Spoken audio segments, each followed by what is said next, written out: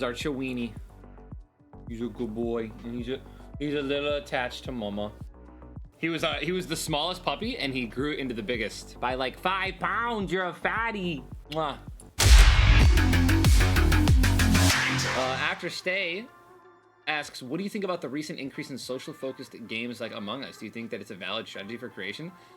Dude, absolutely. I think that if you're gonna create video games, you're gonna make them pretty much for streamers, you know, social focused, streaming focused. Dude, yeah, those are gonna thrive, and streamers are gonna play with other big streamers who are their friends, and those games are gonna be, I don't want to say a quick buck, right? But Among Us is super cheap, and usually all these games are really cheap. Someone's not gonna be too worried about spending like $1 or $2 or $3, and if you get a couple million downloads, man, you know, you can work on a very small indie game that is just a hoot and pops off, and you know, I think it's great for developers and creators. The win-win. He's literally just on my lap, dude. This is so adorable. Our next question is from Sita Savage. So will you be attending any big events this year / next year?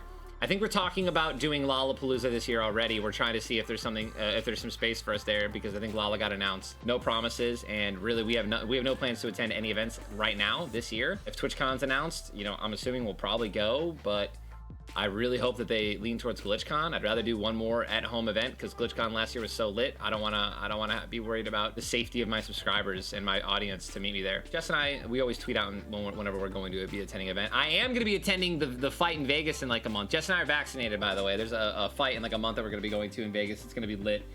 We got a lot of big names going in a big group together. We went last year, 2 years ago, to a big fight there. They haven't announced TwitchCon yet. We don't know if it's going to be 100% right, or if it's going to be GlitchCon this year. I hope it's GlitchCon. I want GlitchCon. I think that Twitch dodges a bullet if they just do one more GlitchCon. I mean, it's just going to be more stressful, dude. It's going to be more stressful than anything if they actually host TwitchCon. Oh my God, they're going to have to make sure everything is sanitized down to a T. It's like, dude, I don't even want to know about that. I don't even want to know about how hard that's going to be to set that up successfully. Like, so.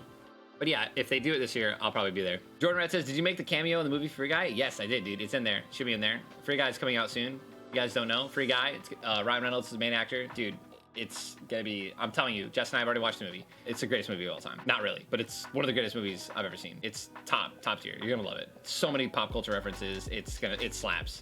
It's Toast says, do you listen to any good podcasts you can recommend? Dude, I recommend Bill Burr's podcast, man. My brother got me into his podcast. You know, Sherry's Berries. I love Bill Burr. He's the only one I can recommend because he's the only one I really listen to. I've been on several podcasts, man.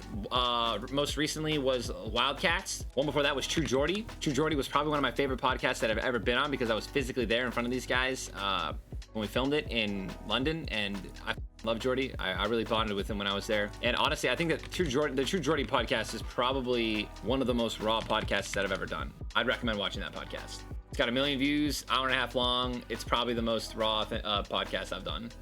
Our next question is from I am Baymax. Do you still play video games without an audience, or do you always stream every time you play? That's actually a great question, and funny you mentioned that. Dude, I play off stream all the time now. I used to always play off stream, like a little bit, of course. I wasn't always playing video games when I streamed. I'm always playing video games, and if I'm not streaming, I'm still probably playing video games.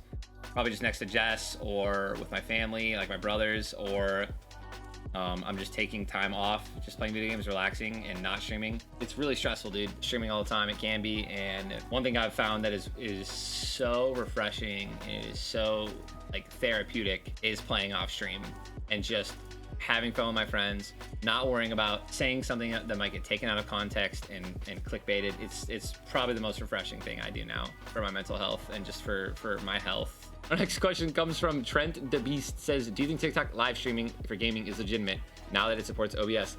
I had no idea that even existed, but now that I do, absolutely. Stream on TikTok if it's a thing. I think that, you know, Twitch is still #1, but I mean, for discoverability, like start out on TikTok and then bring them over to Twitch, and that'll probably be the best. That'll probably be a very good transition. What was the best day of your career? Dude, Drake. Two days. Playing with Drake, Juju, and Travis Scott was probably #2, and the #1 was Ninja Vegas, where we broke the live streaming record on Twitch, and set it and crushed it at like 620,000 viewers.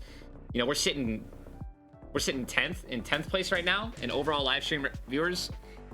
Don't care. We broke it.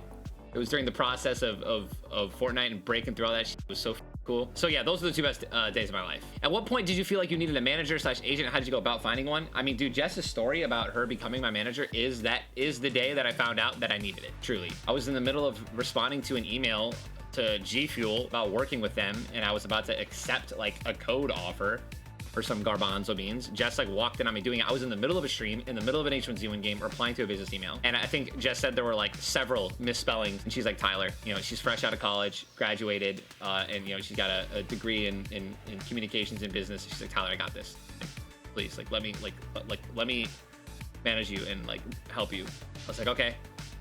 And that was also the day that I realized I needed it. And then I never responded to another business email again, dude.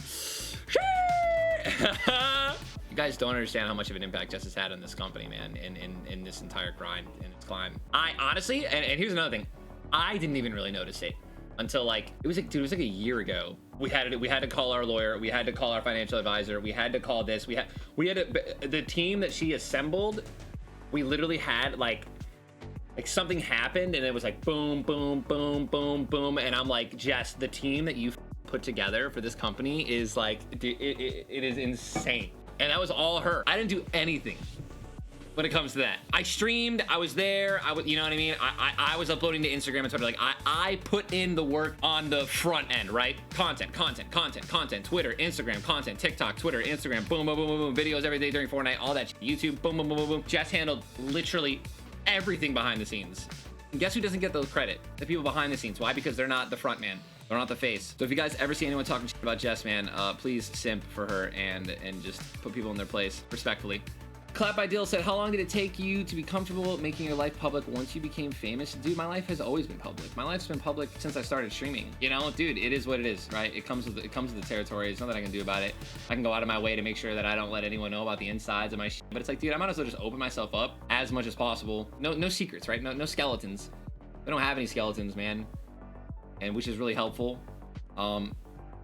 Jess and I are super open about all the stuff that we do, and you know, I live by a solid code where it's like I won't say anything behind someone's back via Twitter DM that I wouldn't say to their face. So it's like, you know, we don't have to worry about people, you know, anything stupid like coming out like, oh, did you hear what Ninja said about this? It's like, dude, don't talk shit. If I do, I'd say it to their face, and I wouldn't care about if I tweeted it, right? It's not as stressful. No secrets, man.